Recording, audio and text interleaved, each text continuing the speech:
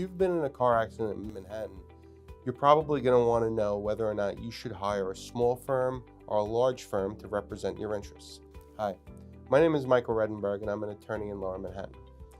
There are disadvantages and advantages to hiring a small firm as opposed to a larger firm.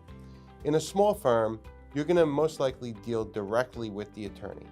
The attorney will be readily accessible to you. The attorney may even answer the phone when you call.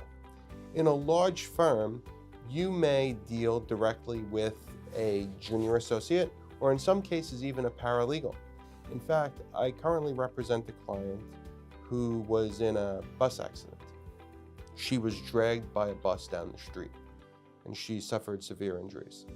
Before coming to me and retaining my small firm, she was represented by a very, very large, prominent firm in Manhattan. When she went in for her initial consultation, she met with a paralegal. That paralegal spent about half an hour with her, took down some information, and she left. She hadn't heard from them in a few months. The reason I tell you this is because she never even spoke to an attorney at that firm. She spoke to a paralegal. Now, that doesn't mean that her case was being handled improperly, and there's nothing wrong with that.